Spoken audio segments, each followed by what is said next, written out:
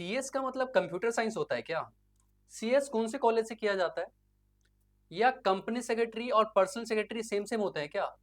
ये company secretary जो है, ये कोर्स आज 2025 में वैलिड है भी या नहीं? इस कोर्स को करना भी चाहिए या नहीं करना चाहिए? क्या इसके अंदर कोई स्कोप है? कौन आखिर कर कौन रहा है कंपनी सेक्रेटरी कोर्स? जब सीए कोर्स है हमारे पास अवेलेबल, तो सीएस कोर्स कर कौन रहा है? या इसकी क्या रिक्वायरमेंट है, क्या इसकी जरूरत है? मार्केट में कोई सैलरी भी ऑफर करते हैं क्या सीएस को? तो इन सभी बातों से हम सभी लोग कहीं ना कहीं जो है परिचित जरूर होते हैं जब हम लोग सीएस कोर्स के अंदर एनरोल करते हैं या करने के लिए हम सोचते हैं। जितने भी कॉमर्स स्ट्रीम के स्टूडेंट्स हैं ना, आप सभी लोगों के लिए, ये आप सभी लोगों के मन में ना ये डाउट हमेशा ही रहता है कि सर सीएस के बारे में जब भी हम जानना स्टार्ट करते हैं तो हमेशा हमें रैंकिंग्स देखने को मिलती है कि नंबर 1 पे क्या रहता है, सीए रहता है। जो सीए नहीं करते हो क्या कर लेते हैं, सीएस कर लेते हैं। हमेशा इसको छोटा समझा जाता है, या मार्केट के अंदर में हमेशा लोग इसके बारे में अलग अलग ओपिनियंस रखते हैं। कई लोगों को तो पता ही नहीं है सीएस कोर्स के बारे में। तो ऐसे पॉइंट में एक स्टूडेंट जो क्लास 11th में या क्लास 12th में है, जो अपना फ्यूचर देखता है, जो अपने फ्यूचर के लिए एक अच्छा प्रोफेशनल कोर्स सोच रहा है करने की, ऐसे में क्या उसको सीएस कोर्स करना भी चाहिए या नहीं करना चाहिए? और आखिर होता क्या आखिर ये सीएस कोर्स क्या है? सीएस कौन है? सीएस क्या काम करता है? सीएस हमारी इस पूरी सोसाइटी के अंदर में सीएस का क्या रोल है? देखो, नॉर्मल लोगों की अगर मैं बात करता हूँ ना, तो हम सबको ये बात पता है कि एक डॉक्टर क्या करता है, एक इंजीनियर क्या करता है, ये बातें हमें पता है। बट ऐसे सीएस के बारे में किसी को भी नॉलेज नहीं है ना। ऐसी पर्टिकुलर नॉलेज हमें कहाँ से मिलेगी? कैसे पता लगेगा आखिर सीएस के बारे में डिटेल में क्या होता है? और ये आधी अधूरी इन्फॉर्मेशन जो हमें मिलती है, जो हमें सोसाइटी में लोग डिमोटिवेट करते हैं इस सीएस के नाम से, जो हमें डराते हैं, कहते हैं कि इस कोर्स का कोई स्कोप नहीं है, इसके अंदर में कोई सैलरी ऑफर नहीं होती है, इस कोर्स को करने से लाइफ बर्बाद हो जाती है। क्या ये सब चीजें सही है? क्या हमें इस कोर्स को आज 2025 में इसको ऑप्ट करना भी चाहिए या नहीं करना चाहिए? तो चलिए इन सभी क्वेश्चंस के सॉल्यूशन को ढूंढते हैं। तो सबसे पहले अगर मैं सीएस कोर्स की बात करता हूँ ना, तो देखिए, सीएस कोर्स का फुल फॉर्म बहुत अपने दिल के करीब है भाई। Company secretary course, company secretary, a career with endless opportunities. जब ये बैनर के ऊपर में जब ये लाइन लिखी गई ना, ये लाइन बिल्कुल ही बिल्कुल वैलिड है, 100% वैलिड है। इसी वजह से हमने बहुत ज्यादा सोच समझ के लाइन लिखी है। सिर्फ ऐसे ही लिखने के लिए एडवर्टाइजमेंट पर्पज से ये बात नहीं लिखी गई है। ठीक है, ऐसा मैं क्यों बोल रहा हूँ? क्योंकि सीएस के अंदर में एक्चुअल में एंडलेस अपॉर्चुनिटीज हैं। इतने ज्यादा आपको वैरायटी ऑफ फील्ड्स, इतने ज्यादा आपको ऑप्शंस मिलते हैं कि आप कितने एरियाज के अंदर में वर्क कर सकते हो। अगर मैं की वर्किंग एरियाज की बात करता हूँ ना, तो हमारे पास मल्टीपल की वर्किंग एरियाज हैं। सिर्फ एक इकलौता ही नहीं है, बल्कि मल्टीपल की वर्किंग एरियाज हैं। तो सीएस की एक्चुअल में वर्थ तो जरूर है। अब सर सीएस की अगर हम लोग बात कर ही रहे हैं, तो अपने पास कुछ सवाल आ जाते हैं। सबसे पहला सवाल कि सर सीएस कौन से टाइप के लोग करते हैं? क्या आर्ट्स के स्टूडेंट सीएस कर सकते हैं? क्या साइंस के स्टूडेंट सीएस कर सकते हैं? या क्या सिर्फ कॉमर्स वाले स्टूडेंट के लिए सीएस होता है? तो देखो, आर्ट्स, कॉमर्स या साइंस, किसी भी स्ट्रीम के बंदे, मैं फिर से रिपीट कर दूं, किसी भी स्ट्रीम के स्टूडेंट सीएस कोर्स को कर सकते हैं। सीएस कोर्स आप 12th के बाद भी कर सकते हो, आप ग्रेजुएशन के बाद भी कर सकते हो। दोनों में क्या डिफरेंस हो हम समझेंगे, बट किसी भी स्ट्रीम के बच्चे और कभी भी सीएस कर सकते हैं। इसके अंदर कोई एज लिमिट नहीं होती कि आपको 20 एज के पहले आपको एनरोल करना पड़ेगा, या सिर्फ 30 साल तक ही आप दे सकते हो। कोई इसके अंदर लिमिट नहीं होती। कभी भी आप इस कोर्स के लिए एनरोल कर सकते हो। तो सर ये कोर्स किस तरीके से होता है? ये कोर्स होता है डिस्टेंस लर्निंग पे। कैसे होता है? डिस्टेंस लर्निंग मींस ओपन से होता है ये। एक्चुअल में इसकी कोई कॉलेज नहीं है, इसका कोई यूनिवर्सिटी नहीं है, इसका कोई स्कूल नहीं है। ये सब कुछ कैसे होता है? ओपन से होता है। एक हमारा इंस्टीट्यूट है, उस इंस्टीट्यूट का नाम क्या है? इंस्टीट्यूट का नाम है the institute of company secretaries of India. ये इंस्टीट्यूट जो है ऑल इंडिया लेवल के ऊपर में सीएस के स्टूडेंट्स के लिए एग्जाम कंडक्ट करवाता है। यही वो इकलौता इंस्टीट्यूट है जिसके अंदर में एनरोल करके कोई भी स्टूडेंट सीएस बन सकता है। यही है वो इंस्टीट्यूट। अब ये इंस्टीट्यूट जो है, ये इंस्टीट्यूट कैसे काम करता है? तो ये कहता है कि आप हमारे पास हमारी ऑनलाइन वेबसाइट के ऊपर में रजिस्ट्रेशन करवाइए। रजिस्ट्रेशन करवाने के बाद जब भी आप रजिस्ट्रेशन कंप्लीट करोगे, उसके बाद बुक्स और स्टडी मटेरियल वो सब कुछ आपके घर के ऊपर में डिलीवर करवा दिया जाएगा। उसके बाद आप उस बुक्स को पढ़ो, समझो, और वो उन बुक्स के बेसिस पे, उन स्टडीज के बेसिस पे आपका एग्जाम कंडक्ट करवाया जाएगा। जब भी आपका एग्जाम होगा, तो आपका एग्जामिनेशन सेंटर जहां भी पड़ेगा, उससे पहले अराउंड 10-15 दिन पहले आपको एडमिट कार्ड रिलीज कर दिया जाएगा। उसमें लिखा होगा कि आपको कौन से सेंटर पे जाके एग्जाम देना है। वहां पे जाओ, जाके एग्जाम दो, और उसके बाद फिर रिजल्ट आएगा, और फिर ऐसे ही हमारा ये प्रोसेस आगे बढ़ता रहेगा। इसके लिए आपको रेगुलरली कहीं पे कॉलेज में जाके क्लासेस अटेंड करने की नीड नहीं होती है। Completely fine. आप सेल्फ स्टडी से कर सकते हो 100%, आप 100% सेल्फ स्टडी से कर सकते हो। इसके लिए इवन बहुत सारे ऐसे स्टूडेंट्स हैं जिन्होंने सेल्फ स्टडी से ही पूरा का पूरा सीएस की जर्नी कंप्लीट करी है। हाँ, कुछ ऐसे भी हैं जिन्होंने 1 या 2 सब्जेक्ट के लिए या बल्कि पूरे सब्जेक्ट के लिए कोचिंग में ली है। अब सर कोचिंग कहाँ से आ गया? अभी तो आपने बोला ना डिस्टेंस लर्निंग होता है, बिल्कुल डिस्टेंस लर्निंग होता है, बट अगर किसी स्टूडेंट को किसी सब्जेक्ट के अंदर में कुछ डाउट है तो क्या वो उसके लिए किसी टीचर के पास एनरोल नहीं कर सकता? बिल्कुल कर सकता है। तो ऐसे में मार्केट के अंदर में ऐसे बहुत सारे टीचर्स हैं, प्रोफेशनल टीचर्स हैं जो सीएस के सब्जेक्ट्स को पढ़ाते हैं। उसमें से बहुत सारे नॉर्मली सीएस क्वालिफाइड ही हैं, और बल्कि कुछ दूसरे भी प्रोफेशनल जैसे सीए भी हैं और सीएमए भी हैं, ऐसे लोग भी हैं जो सीएस के रिलेटेड सब्जेक्ट्स को पढ़ाते हैं। तो आप उनसे भी पढ़ सकते हो, सेल्फ स्टडी भी कर सकते हो, वहां से भी पढ़ सकते हो। उसके बाद थर्ड ऑप्शन आता है हमारे पास, विच सेज जो इंस्टीट्यूट है ना हमारा, institute of company secretary of India, इसके अलग अलग चैप्टर्स हैं, मींस अलग अलग इसके एक तरीके से मैं बोलूं तो रीजनल सेंटर्स होते हैं अलग अलग इलाकों में। आप अपने एरिया के पास वाले रीजनल सेंटर में जाके वहां भी आप क्लासेस अटेंड कर सकते हो। जो इंस्टीट्यूट है वो भी एक तरीके की प्राइवेट कोचिंग सर्विसेज प्रोवाइड करता है, जहाँ पे आपको क्लासेस, जहाँ टीचर्स आते हैं वहां पे आपको पढ़ाते हैं और आपको कोचिंग वाली पूरी फैसिलिटी प्रोवाइड की जाती है। तो आप यहाँ से भी ज्वाइन कर सकते हो, बट उसके लिए आपको अलग से पेमेंट करना पड़ता है, that is apart from your registration fees, वो बिल्कुल अलग रहता है। उसके बाद नेक्स्ट क्या हमारे पास, study material provided by the CS, आपको अपडेटेड लेटेस्ट जो है स्टडी मटेरियल प्रोवाइड किया जाता है, और साथ साथ में जो भी चेंजेस वगैरह आते रहते हैं स्टडी मटेरियल के अंदर ना, वो भी आपको एग्जाम से पहले प्रोवाइड कर दिया जाता है। हर बार जब भी एग्जाम होता है ना, एग्जाम से पहले आपको स्टडी मटेरियल में जो भी चेंजेस आ रहे हैं वो चेंजेस आपको प्रोवाइड कर दिया जाता है, जिन्हें अमेंडमेंट्स बोला जाता है। तो स्टडी मटेरियल पूरा का पूरा कंप्लीट आपको यहीं से मिल जाएगा। एडिशनल हमें आप ले सकते हो रेफरेंस के लिए, बट बिना लिए भी काम चल जाता है। देन अपने पास है optional classroom teaching. Classroom teaching मतलब अभी मैंने बताया इंस्टीट्यूट जो है वो क्लासरूम टीचिंग की फैसिलिटी प्रोवाइड करता है, बट उसको ज्वाइन करना आपकी मर्जी है। अगर आपको ज्वाइन करना है करो, नहीं ज्वाइन करना किसी और प्राइवेट बंदे के पास पढ़ना है आप वहां भी जाके पढ़ सकते हो। आपको सेल्फ स्टडी से करना है आप सेल्फ स्टडी से भी कर सकते हो। सब कुछ क्या प्रॉपर्ली अलाउड है, कोई भी दिक्कत या परेशानी वाली बात नहीं है। देन ई लर्निंग फैसिलिटी, पूरा कंप्लीटली कैसे चलता है, ई लर्निंग फैसिलिटी के ऊपर चलता है। बहुत सारे ऐसे टॉपिक्स हैं, बहुत सारी ऐसी कुछ लेक्चर्स वगैरह हैं, और कई सारी ट्रेनिंग्स वगैरह भी आपको ऑनलाइन प्रोवाइड करवाई जाती है सीएस के अंदर में। मतलब डायरेक्ट सीएस अपनी, आपको एक वेबसाइट है अपनी, उस वेबसाइट के ऊपर में आपको जाके वहां पे आपकी लॉगिन आईडी पासवर्ड हो, उससे आप लॉगिन करो, और ई लर्निंग फैसिलिटी के अंदर में जाने के आपको बहुत सारे वीडियोस लेक्चर देखने को मिल जाएंगे, स्टडी मटेरियल देखने को मिल जाएंगे, उसको आप पढ़ सकते हो, डाउनलोड कर सकते हो, वीडियोस को देख सकते हो, समझ सकते हो, और वहां पे आपका पूरा प्रॉपरली जो है आपका यहाँ पे मतलब पढ़ने वाला सिस्टम पूरा ऑनलाइन वे में कंप्लीट हो जाएगा, इसलिए इसे ई लर्निंग फैसिलिटी बोला जा रहा है। Then opportunity in employment as well as in practice. Sir CS बनने के बाद क्या कर सकते हैं? सीएस बनने के बाद आप किसी कंपनी के अंदर में एज अ सीएस जॉब कर सकते हो। ऑप्शन नंबर 1, हम क्या कर सकते हैं? जॉब कर सकते हैं। ऑप्शन नंबर 2, आप अपनी खुद की प्रैक्टिस कर सकते हो। सर प्रैक्टिस में क्या होता है? सीएस बनने के बाद ना आपको एक साइनिंग की पावर मिल जाती है। क्या मिलता है? एक बहुत इंपॉर्टेंट पावर, साइन करने की पावर मिल जाती है। बहुत सारे ऐसे फॉर्म्स हैं, बहुत सारी ऐसे रिटर्न्स हैं, या ऐसे बहुत सारे काम हैं जिस काम को करवाने के लिए एक सीएस से साइन करवाना पड़ता है कंपनी को। मतलब कोई कंपनी है जो कुछ काम कर रहा है, उस काम को करने के लिए उसे सीएस से साइन करवाना पड़ता है। ऐसे में काम आता है प्रैक्टिसिंग कंपनी सेक्रेटरीज का। जितने भी प्रैक्टिसिंग कंपनी सेक्रेटरीज है ना, वो इन बहुत सारी कंपनीज को यही सारी सर्विसेज प्रोवाइड कर रही है। एग्जांपल, अगर मुझे एक कंपनी क्रिएट करना है ना, तो कंपनी क्रिएट करने के लिए भी मुझे एक सीएस का साइन करवाना पड़ेगा। एक सीएस जब किसी कंपनी के फॉर्म्स में साइन करेगा तभी वो कंपनी क्रिएट होती है। हाँ, ये पावर सीएस के साथ साथ सीए के पास भी है, सीएमए वाले बंदों के पास भी है, और लॉयर्स के पास भी पावर है। बट सीएस के पास भी पावर है तो कंपनी क्रिएट करने के लिए सीएस की भी साइनिंग लगती है। उसके अलावा अगर मैं बात करता हूँ तो अब कंपनी के अंदर में कोई भी अगर हमें चेंजेस करने या बहुत सारे हमें रिटर्न फाइल करने होते हैं, उन सब की केसेस में आ जाते हैं हमारे पास प्रैक्टिसिंग कंपनी सेक्रेटरीज के पास काम।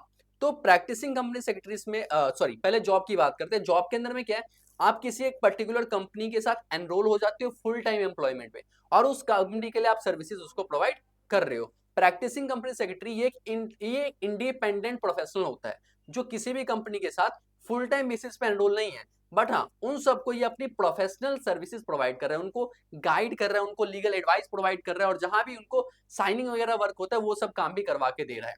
ठीक है, इस तरीके से आप जॉब भी कर सकते हो, अपनी खुद की प्रैक्टिस भी, अपनी खुद की फर्म स्टार्ट कर सकते हो। उसके अलावा यहाँ पे मेंशन नहीं है, बट आप साथ साथ में एकेडमिक्स भी कर सकते हो। मतलब टीचिंग वगैरह में भी अगर आपको इंटरेस्ट है तो आप उन लाइनों में भी आप जा सकते हो, वहां पे आपके पास काफी स्कोप हो जाता है। Then attractive remuneration and growth opportunities, देखो अच्छी खासी हमें सैलरी देखने को मिल जाती है। मैं बहुत ज्यादा अच्छी नहीं बोलूंगा, ये नहीं बोलूंगा सीएस बनने के बाद आपको डायरेक्ट करोड़ों का पैकेज लग जाएगा, लाखों का पैकेज लग जाएगा, नहीं होता ऐसा, रियलिटी का नहीं होता। बट हाँ, सीएस में भी आपको एक डिसेंट पैकेज देखने को मिल जाता है इनिशियली। इनिशियली पैकेज लो रहता है, बट जैसे जैसे आपको एक्सपीरियंस होता रहेगा वैसे वैसे पैकेज भी बढ़ता रहेगा। अगर मैं अर्बन सिटीज की बात करता हूँ ना, तो 5 to 6 लाख का एवरेज पैकेज, स्टार्टिंग पैकेज मिल जाता है किसी भी क्वालिफाइड सीएस को। और अगर मैं सेमी अर्बन स्टेट्स की बात करूँ या अगर मैं रूरल इलाकों की बात करूँ, वहां पे फिर ये लिमिट कम हो जाती है। बट जैसे जैसे आपको नंबर ऑफ ईयर्स के एक्सपीरियंस बढ़ता रहेगा, जितने ज्यादा आप अच्छे से, जितने क्रिटिकल टास्क आप हैंडल करोगे, जितना ज्यादा आपको इससे आपकी स्किल्स जितनी ज्यादा अच्छी होगी, उसके बेसिस पे धीरे धीरे आपकी जो इनकम है वो और ज्यादा बढ़ना स्टार्ट हो जाएगा। ठीक है, ये मैं जॉब की आपको बता रहा था। प्रैक्टिस के अंदर में तो वैसे भी कोई लिमिट नहीं होती कितना आप कमा सकते हो, डिपेंड करता है आपकी क्लाइंट कितने ज्यादा, आपकी नेटवर्किंग कितनी ज्यादा स्ट्रांग है, और धीरे धीरे प्रैक्टिस भी क्या होता है, सेटअप होना स्टार्ट हो जाता है। तो ग्रोथ अपॉर्चुनिटीज है, इनकम अपॉर्चुनिटीज है, सब कुछ आपको देखने को मिल जाता है यहाँ पे। उसके साथ साथ अगर हम बात करते हैं UGC recognise qualified CS as equivalent to post graduate degree, मतलब एक बच्चा जिसने 12th पास किया, ध्यान से सुनना, उसने 12th पास किया और उसने सीएस कोर्स में एनरोल कर लिया। 12th के बाद कर सकते हैं, बिल्कुल अलाउड है। 12th के बाद एनरोल कर लिया, उसने सीएस कंप्लीट कर लिया, वो सीएस बन गया। सीएस बनने के बाद उसको, जो ये 12th के बाद नॉर्मली करते हैं ना graduation, master graduation, master graduation को ना पोस्ट ग्रेजुएशन बोला जाता है, पीजी बोलते हैं। एक सीएस क्वालिफाइड बंदा पीजी क्वालिफाइड बंदे के जितना इक्विवेलेंट माना जाता है। और ये हम नहीं कह रहे, ये किसने माना हुआ है, यूजीसी ने माना हुआ है। मतलब जो ग्रेजुएशन कोर्सेज करवाने वाला जो है ना पूरा का पूरा सिस्टम, उन्होंने इसे रिकॉग्नाइज कर रखा है कि एक सीएस को पोस्ट ग्रेजुएशन जितना इक्विवेलेंट माना जाएगा। ठीक है, उसके जैसी उतनी उतनी वैल्यू हमें मिलेगी। उसके अलावा ये फॉरेन क्या लिखा हुआ है भाई कि UK ENIC has been benchmark CS executive and professional programme as the bachelor and master degree respectively with reference to UK and UAE qualification. UK के अंदर में और अपने पास यूएई के अंदर में भी जो सीएस है उसको भी बैचलर और मास्टर डिग्री के इक्विवेलेंट माना जाता है, डिपेंडिंग अपॉन कि अगर आप एग्जीक्यूटिव हो तो आपको बैचलर डिग्री तक माना जाएगा, अगर आप प्रोफेशनल पास आपने कर लिया तो आपको जो है मास्टर डिग्री के इक्विवेलेंट माना जाएगा। तो सिर्फ इंडिया में ही नहीं, इंटरनेशनल में भी हमारे क्या काफी अच्छी खासी रिक्वायरमेंट हमें देखने को मिल जाती है। वहां भी अच्छी खासी हमें अपने को क्या बोले, वहां भी स्कोप हमारा बहुत ज्यादा रहता है। Journey from a CS student to a company secretary, sir ये तो समझ में आ गया कि चलो सीएस क्या है। वैसे सीएस क्या है, अगर मैं सिर्फ एक इस लाइन की बात करूं ना कि सीएस क्या है और क्या काम करता है, तो इसको इस अकेले लाइन को एक्सप्रेस करने में ही बहुत लंबा समय चाहिए होता है। बट फिर भी मैंने आपको शॉर्ट शॉर्ट में बताया कि सीएस किस तरीके का है। ठीक है, थोड़ा बेसिक बेसिक मैंने आप लोगों को बताया। अब अगर किसी स्टूडेंट को सीएस बनना है तो सर क्या इसका प्रोसेस है, हम कैसे सीएस बन सकते हैं, what is the exact process. तो सबसे पहले स्टार्ट होता है CSEET, मतलब सीएस एग्जीक्यूटिव एंट्रेंस टेस्ट। इस टेस्ट के अंदर में क्या होता है, ये टेस्ट साल में 4 बार कंडक्ट करवाया जाता है, 4 टाइम्स इन अ ईयर। इसमें आप टेस्ट के अंदर में एनरोल करो, जिसकी फीस 2000 होती है, आप एनरोल करो। एनरोल करने के बाद अगर आपने इसको क्लियर कर लिया, क्लियर करने के लिए बहुत सिंपल सा है, 4 सब्जेक्ट होते हैं, 200 नंबर का पेपर होता है, आपको 50% स्कोर करने नंबर, और उसके बाद आप क्वालिफाइड कर जाओगे।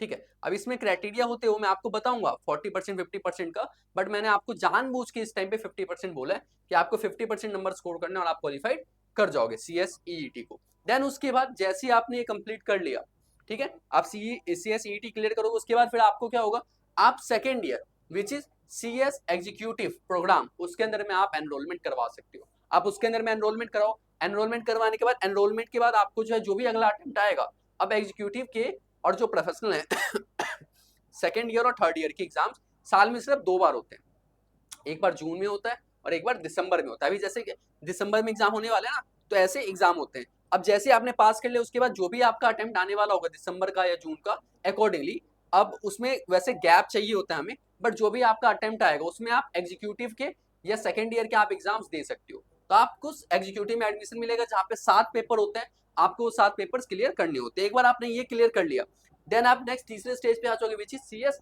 Professional programme, third year of CS। इसके अंदर में क्या होगा, इसके अंदर में अगेन आपको 7 पेपर देखने को मिलेगी। इन 7 पेपर को क्लियर करने के बाद फिर आप आ जाओगे प्री मेंबरशिप ट्रेनिंग के ऊपर में। प्री मेंबरशिप ट्रेनिंग के अंदर में CLDP नाम का एक ट्रेनिंग प्रोग्राम होता है 30 डेज का, जिसके अंदर में 15 डेज ऑनलाइन होता है और 15 डेज ऑफलाइन ट्रेनिंग प्रोवाइड की जाती है। वो पूरा आपको 1 मंथ वाली जर्नी कंप्लीट करनी होती है। उसके बाद जाके फाइनली आपको CS की मेंबरशिप मिल जाती है। और एक बार आपको CS की मेंबरशिप मिल गई, फिर आप फाइनली कह सकते हो कि आप एक क्वालिफाइड CS हो। सर इसका मतलब क्या हुआ? एक बंदा जिसने ये सारी की सारी कंप्लीट कर लिया, तीनों के तीनों लेवल के एग्जाम सारे पास आउट कर लिए, क्या वो एग्जाम सारे पास आउट करने के बाद ये नहीं बोल सकता कि वो CS है? नहीं बोल सकता। इंस्टीट्यूट का क्लियर कट इंस्ट्रक्शन है कि अगर कोई भी बंदा, जब तक उसके पास मेंबरशिप नंबर नहीं आ जाती है, तब तक अगर वो कहीं भी किसी भी पब्लिक चैनल पे या कहीं भी अगर वो किसी बंदे को रिप्रेजेंट करता है कि मैं CS हूं, तो वो क्या रिप्रेजेंट कर रहा है? वो कर रहा है मिसकंडक्ट। क्या कर रहा है? मिसकंडक्ट। और ऐसे पॉइंट में इंस्टीट्यूट उसके खिलाफ स्ट्रिक्ट एक्शन लेने को एलिजिबल है, वो ले सकते हैं स्ट्रिक्ट एक्शन। ठीक है। देन उसके बाद एक बार आपका मेंबरशिप नंबर आ गया भाई, फिर आप आगे अपना कंटिन्यूइंग प्रोफेशनल डेवलपमेंट, उसके बाद फिर आप आगे काम कर सकते हो, आप जॉब कर सकते हो, प्रोफेशन कर सकते हो, एकेडमिक में जा सकते हो, जिस भी फील्ड में आपको जाना आप वहां पे जाके काम कर सकते हो। ये पूरा प्रोसेस रहता है जो बहुत मैंने बेसिक बेसिक बताया।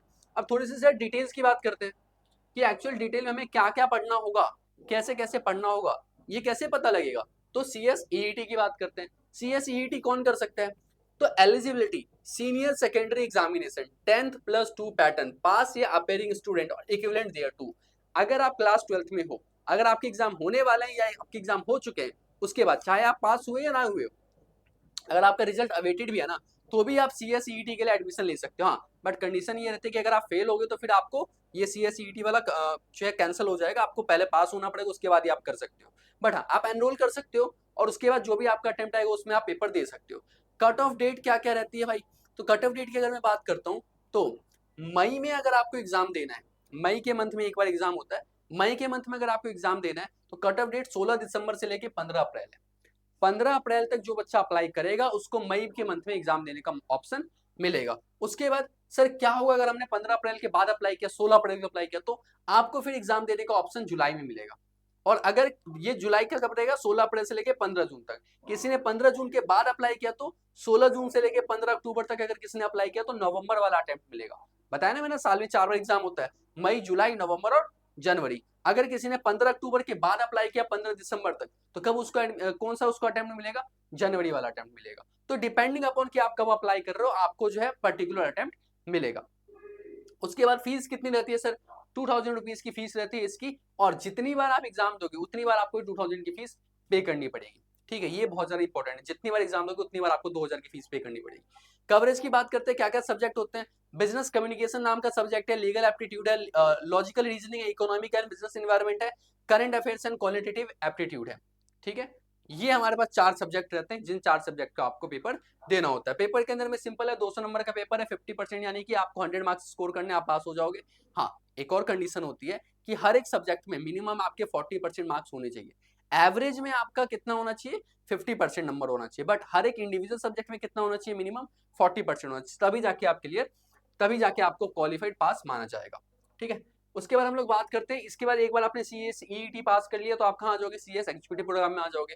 एलिजिबल स्टूडेंट कौन कौन CS एग्जीक्यूटिव प्रोग्राम में एनरोल कर सकते हैं? वेरी वेरी इंपॉर्टेंट, अभी मैंने आपको बताया था ना, क्या बोला था कि 12th पास बंदा भी कर सकता है और ग्रेजुएट बंदा भी कर सकता है। दोनों में डिफरेंस क्या है? अगर एक 12th पास बंदा CS बनना चाहता है तो उसको सबसे पहले ये पेपर देना होगा, CS EET का। बट अगर एक बंदा ग्रेजुएशन कंप्लीट करने के बाद अब वो CS कोर्स में आना चाहता है तो उसको ये वाला पेपर देने की जरूरत नहीं, वो डायरेक्ट CS एग्जीक्यूटिव में एडमिशन करवा सकता है। तो यहाँ पे कौन कौन एलिजिबल है? CS EET पास स्टूडेंट, जो ये एग्जाम पास करके आएगा वो एलिजिबल है। उसके अलावा कोई भी बंदा जिसने ग्रेजुएशन, पोस्ट ग्रेजुएशन या CA फाइनल का स्टूडेंट, CMA फाइनल का स्टूडेंट, अगर ऐसा कोई भी बंदा है तो वो इसके अंदर में अपेयर कर सकता है।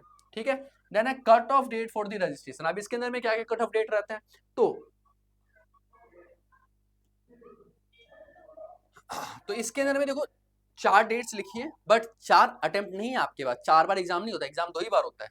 अगर आपने 31 मई तक, अगर आपने 31 मई तक एनरोल करवाया तो आप बोथ ग्रुप के एग्जाम्स दे सकते हो दिसंबर में।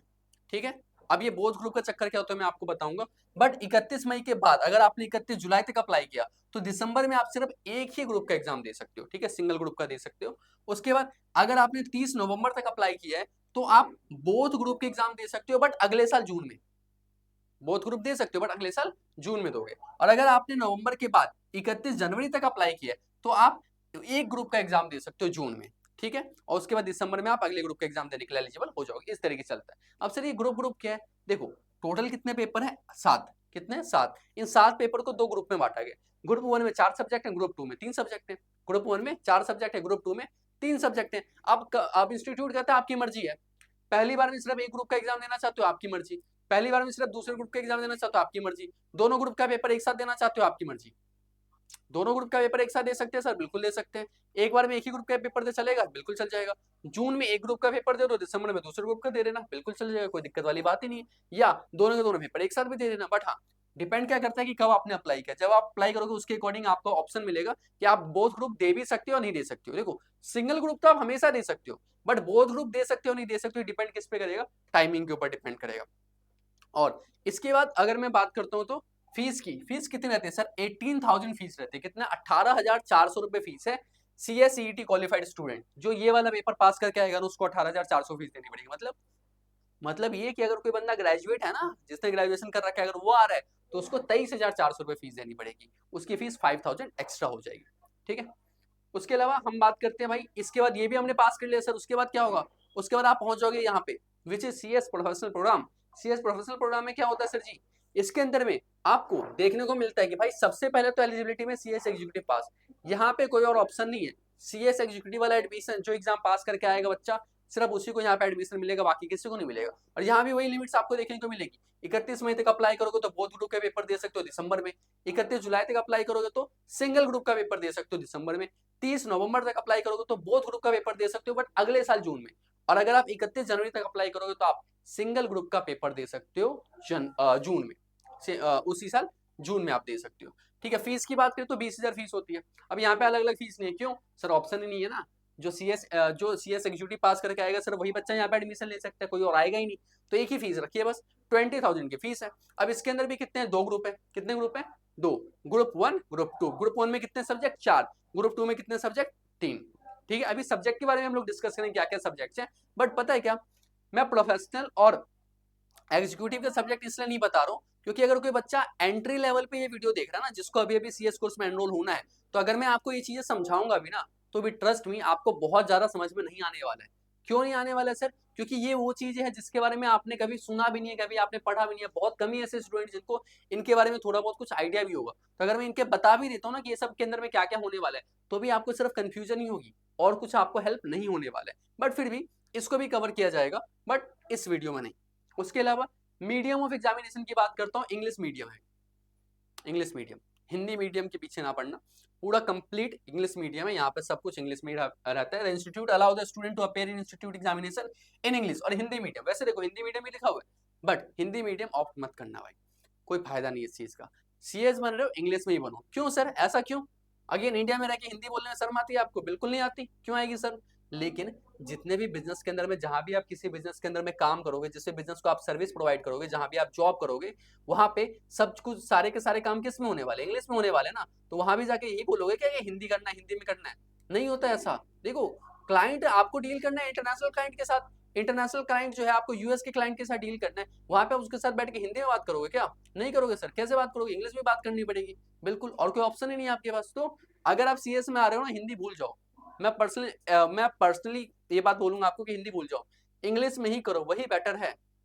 इंग्लिश ही ठीक है। वैसे हाँ, हिंदी मीडियम का ऑप्शन मिलता है, बट हर एक सब्जेक्ट में नहीं मिलता। कुछ ही एक आधे ऐसे सब्जेक्ट है जहाँ पे आपको ये इंग्लिश के हिंदी का ऑप्शन मिल जाता है, बाकी सब में आपको इंग्लिश मीडियम का ही ऑप्शन मिलता है, हिंदी मीडियम नहीं रहता।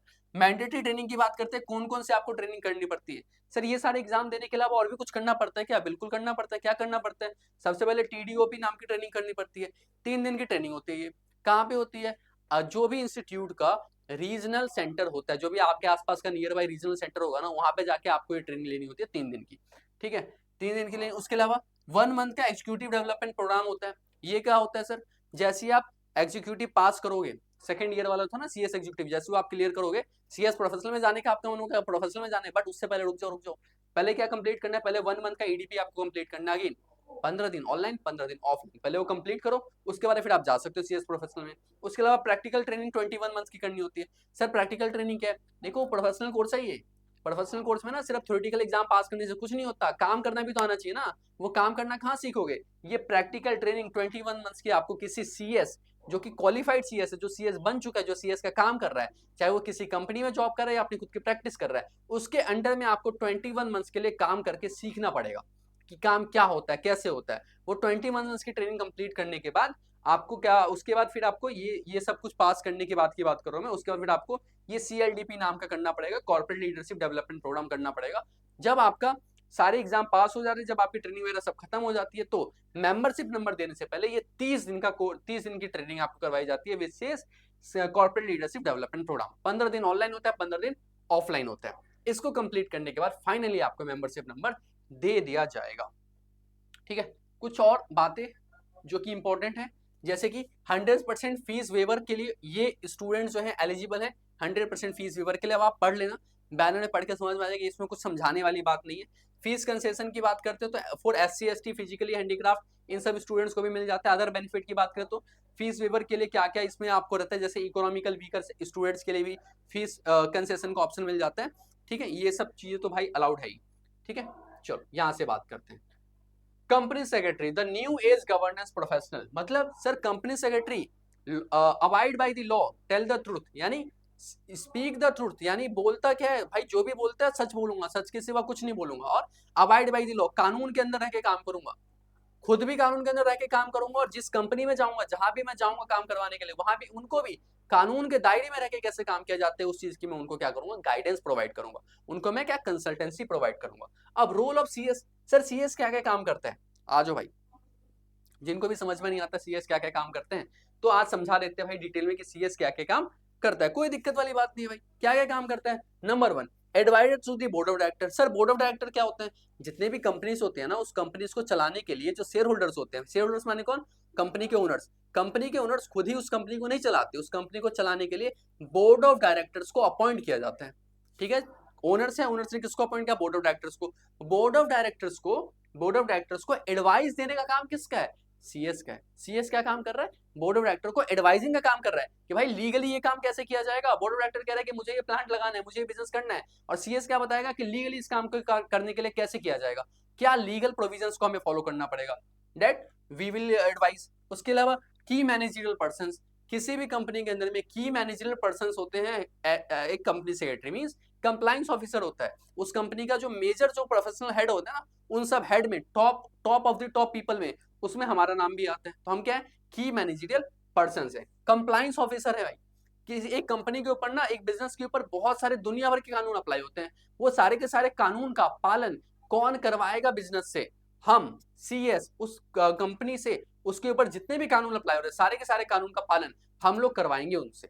ठीक है, तो we are a compliance officer, corporate planner and strategic maker. Business के अंदर भी काम होता है हमारा, सिर्फ ये लीगल कंप्लायंस का काम नहीं है, बिजनेस के अंदर भी काम होता है। कोई नया आपको प्रोजेक्ट करना है, कोई नए प्रोजेक्ट के लिए आपको फाइनेंस की रिक्वायरमेंट है, कैसे कैसे मैनेज किया जाएगा, कैसे उसका प्रोजेक्ट बनाया जाता है, सब कुछ कॉर्पोरेट प्लानर के रूप में कौन काम करता है भाई, CS काम करता है। बिल्कुल, यहाँ भी हम लोग काम कर रहे हैं। Then certification services, certification services यानी कि अगेन मैंने बताया बहुत सारे फॉर्म्स होते हैं जो हमें फाइल करने होते हैं, जिसके लिए हमें एक प्रैक्टिसिंग कंपनी सेक्रेटरी, जो कि एक इंडिपेंडेंट कंपनी सेक्रेटरी होता है, उसके हमें साइन करवाने होते हैं, सर्टिफिकेशन करवानी होती है, वो सर्विसेज भी प्रोवाइड कर रहे हैं। देन इंटरनल ऑडिट की सर्विसेज प्रोवाइड कर रहे हैं। बिल्कुल, इंटरनल ऑडिट क्या होता है बिजनेस के अंदर में, एक तो स्टैट्यूटरी ऑडिट होता है जो साल खत्म होने के बाद करना होता है, जिसके लिए एक चार्टर्ड अकाउंटेंट ही सिर्फ स्टैट्यूटरी ऑडिट कर सकता है। कंपनी सेक्रेटरी कभी भी स्टैट्यूटरी ऑडिट नहीं कर सकता, ये अलाउड ही नहीं है, CS कर सकता है। हाँ, बट ये है कि जो कंपनी सेक्रेटरी होता है वो इंटरनल ऑडिट कर सकता है, इंटरनल ऑडिट में चेक कर सकता है कि इंटरनली सारे कंप्लायंस सही है या नहीं। उसके अलावा सेक्रेटरी ऑडिट कर सकता है। अब सेक्रेटरी ऑडिट क्या होता है, ये सेक्रेटरी कंप्लायंसेस का ऑडिट होता है, हर एक कंपनी के ऊपर अप्लाई नहीं होता है, इसकी लिमिट है। जो बहुत बड़ी बड़ी कंपनीज होते हैं ना, top of the top companies, उन कंपनीज के ऊपर में अप्लाई होता है। ठीक है, तो वो जो लिमिट्स क्रॉस होते हैं जिन कंपनीज की बड़ी बड़ी कंपनीज, उसके ऊपर सेक्रेटरी ऑडिट अप्लाई होता है। उन कंपनीज को सेक्रेटरी ऑडिट करने की जो सर्विसेज है कौन प्रोवाइड करता है, एक प्रैक्टिसिंग कंपनी सेक्रेटरी प्रोवाइड करता है। जो बंदा जॉब कर रहा है ना, वो ये सर्विस नहीं प्रोवाइड कर सकता, प्रैक्टिसिंग कंपनी सेक्रेटरी सिर्फ सेक्रेटरी ऑडिट की सर्विस प्रोवाइड कर सकता है। और सेक्रेटरी ऑडिट की सर्विस कोई दूसरा प्रोफेशनल प्रोवाइड नहीं कर सकता, कोई CS नहीं कर सकता, कोई CMA नहीं कर सकता, कोई लॉयर नहीं कर सकता, कोई MBA नहीं कर सकता, सिर्फ CS ही कर सकता है। उसके अलावा कॉर्पोरेट रिस्क मैनेजर, बिजनेस के ऊपर में कितने सारे रिस्क अप्लाई होते हैं, उन सभी रिस्क को कैसे हैंडल किया जाता है, कैसे टैकल किया जाता है, कैसे प्लान किया जाता है, वो पूरा का पूरा प्लानिंग मैनेजमेंट करने का काम कौन कर रहा है भाई, CS कर रहा है, हम लोग कर रहे हैं। उसके अलावा चीफ गवर्नेंस ऑफिसर, कंपनी के अंदर में चीफ गवर्नेंस ऑफिसर का रोल भी कौन प्ले करता है, हम लोग CS कर रहे हैं। उसके अलावा GST प्रोफेशनल, GST के अंदर भी हमारा काम हमें देखने को मिलता है, एक CS GST प्रोफेशनल के रूप में भी काम कर सकता है। साथ साथ रजिस्टर्ड वैल्यूअर का काम कर सकते हैं। वैल्यूएशन की सर्विसेज में हमें हमें हमारे पास क्या बहुत ज्यादा स्कोप हमें देखने को मिल जाता है, तो वैल्यूएशन की सर्विसेज प्रोवाइड कर सकते हैं। इंसॉल्वेंसी प्रोफेशनल की सर्विसेज प्रोवाइड की जा सकती है, सॉरी इंसॉल्वेंसी प्रोफेशनल वाला काम किया जा सकता है। एक सीए जो इंसॉल्वेंसी प्रोफेशनल भी बन सकता है। उसके साथ साथ रिप्रेजेंटेशन सर्विसेज मिलती है। रिप्रेजेंटेटिव सर्विसेज क्या होती है सर? एक कंपनी है, उस कंपनी के ऊपर केस हो गया और उस कंपनी को एक ऐसा बंदा चाहिए जो एनसीएलटी में जाके उस कंपनी के बिहाफ पे केस लड़ सके। क्या उसमें सीएस जा सकता है सर? बिल्कुल जा सकता है सर। बिल्कुल कंपनी उसको रिप्रेजेंट कर सकती है, कंपनी उसको ऑथराइज कर सकती है कि आप जाके मेरे भी आप पे रिप्रेजेंट करके आओ, चल जाएगा। क्या हमें लॉयर की जरूरत नहीं पड़ेगी? बिल्कुल नहीं पड़ेगी। एनसीएलटी में अगर आप जा रहे हो तो आप एक सीएस, आप क्वालिफाइड हो, आप एनसीएलटी के अंदर में जाके अपनी कंपनी के बिहाफ पे आप वहां पे केस लड़ सकते हो, आप बिल्कुल 100% क्वालिफाइड हो। तो रिप्रेजेंटेटिव की सर्विस सिर्फ वो एनसीएलटी और कोर्ट में ही नहीं, बल्कि उसके अलावा और कहाँ, अगर मैं बात करता हूँ रिप्रेजेंटेटिव सर्विस, टैक्स डिपार्टमेंट में जाना है, income tax department, GST department में जाना है, आरओसी में जाना है, या किसी और दूसरे गवर्नमेंट के डिपार्टमेंट में आपको कंपनी के बिहाफ पे जाना है, सीएस जा सकता है? बिल्कुल जा सकता है सर। उसके अलावा और क्या कर सकते हैं? सोशल इंपैक्ट असेसर की हमारे पास ऑप्शन देखने को मिल जाता है, और आर्बिट्रेटर मीडिएटर वाली सर्विसेज भी हम लोग प्रोवाइड कर सकते हैं। तो हमारे पास देख लो करियर ऑप्शंस क्या है, और इसमें बहुत सारे ऐसे जो कि इसके अंदर नहीं लिखे हैं वो भी कर सकते हैं। ठीक है, तो गिनवाने के लिए अगर आ जाए, बताने के लिए आ जाए कितने काम है, तो बहुत सारे काम आ जाएंगे। ठीक है, अब इन सभी काम के, इन सभी चीजों के ऊपर में, इन सभी स्कोप या ये सभी वर्क ऑफ द एरियाज जो है, जो मैंने आपको बताए हैं, ये सब क्या, ये मेन है। इसके अलावा और भी बहुत सारे हैं जो भी आपको बताया जाएगा। The institute of company secretary of India, अब देखो यहाँ से अब ये बता रही कि भाई किस तरीके से हमारा इंस्टीट्यूट है, क्या इंस्टीट्यूट है, उसके बारे में थोड़ा बहुत डिटेल बताएंगे। Like statutory body establish under the act of parliament, parliament के अंदर में कानून पास किया गया था जिसमें company secretary, the company secretary act sorry 1980 को पास किया गया था, जिसके अकॉर्डिंगली हमारा इंस्टीट्यूट बनाया गया, institute of company secretary of India. तो ये क्या एक स्टैट्यूटरी बॉडी है, functional functions and under the jurisdiction of ministry of corporate affairs, ministry of corporate affairs, वित्त मंत्रालय, सॉरी वित्त मंत्रालय नहीं, मिनिस्ट्री ऑफ कॉर्पोरेट अफेयर्स। वित्त मंत्रालय तो अपना फाइनेंस में, मिनिस्ट्री ऑफ फाइनेंस हो गया ना, तो मिनिस्ट्री ऑफ कॉर्पोरेट अफेयर्स जो है ना, उसके अंदर वो गवर्नमेंट का डिपार्टमेंट है, उसके अंदर में आईसीएसआई कंट्रोल, उसके अंदर में सॉरी कंट्रोल तो नहीं, उसके अंदर में आता है। हेडक्वार्टर की बात करते हो तो नई दिल्ली में हेडक्वार्टर है इसका, न्यू दिल्ली के अंदर में हेडक्वार्टर है। उसके अलावा 4 रीजनल ऑफिस हैं, न्यू दिल्ली में है, कोलकाता में, मुंबई, चेन्नई में। दिल्ली, कोलकाता, मुंबई, चेन्नई, 4 मेट्रो सिटीज के अंदर में 4 हमारे रीजनल सेंटर्स हैं। उसके अलावा 73 चैप्टर्स हैं, 73 चैप्टर्स यानी कि छोटे छोटे सेंटर्स हैं हमारे, जो कि पूरे ऑल ओवर द इंडिया हमारे फैले हुए। 73 चैप्टर्स हैं, 3 centres of the corporate governance research and training, जिसको सीजीआरटी बोला जाता है। सीजीआरटी कहाँ पे? मुंबई में, हैदराबाद में और कोलकाता में। उसके अलावा study centres and examination centres पूरे इंडिया में, पूरे इंडिया के हर एक राज्य के अंदर में, इवन आपको बहुत सारे डिस्ट्रिक्ट्स के अंदर में आपको ये देखने को मिल जाएगा जहाँ पे आईसीएसआई के एग्जामिनेशन सेंटर वगैरह हैं। तो अगर एक बच्चा कहता है कि सर मैं बिहार में हूँ, मैं यूपी में हूँ, क्या हमें अपने इलाके के अंदर में ये एसीएस का एग्जामिनेशन कंडक्ट करवाया जाएगा, या पेपर देने के लिए कहीं में दिल्ली तो नहीं आ जाएगा? जैसे हम लोग गवर्नमेंट के एग्जाम के फॉर्म भरते हैं ना, एक बिहार के बंदे ने फॉर्म भरा है एसएससी का या किसी भी एक गवर्नमेंट एग्जाम का, उसका सेंटर दे दिया दिल्ली में, उसका सेंटर दे दिया सपोज जैसे चेन्नई में दे दिया, मध्य प्रदेश में दे दिया, से इतनी दूर दूर जाना पड़ता है पेपर देने के लिए। सीएस में भी ऐसा होता है क्या? नहीं, आपके इलाके के पास में जो सेंटर होगा ना, वो आपको चूज करने का ऑप्शन मिलेगा कि कौन सा सेंटर आप चूज करोगे, और जो सेंटर आप चूज करोगे ना, उसी सेंटर में ही आपका एग्जाम कंडक्ट करवाया जाएगा। ठीक है, वो आपको ऐसे ट्रांसफर नहीं कर देंगे कि बिहार वाले बंदे को उठा के दिल्ली भेज दिया, दिल्ली वाले बंदे को उठा के यूपी भेज दिया, ऐसे करके ट्रांसफर नहीं करते। आप जो सेंटर चूज करोगे उसी सेंटर में आपका एग्जाम करवाया जाएगा, क्योंकि हमारे पास सेंटर्स बहुत सारे अवेलेबल है। ठीक है, बाकी ये सब डिटेल्स हैं, इन सब के तो कुछ खास यूज नहीं है। और भी देखो, इस चैनल के ऊपर में आपको सीएस के बारे में सब कुछ देखने को मिल जाएगा, ईच एंड एवरीथिंग।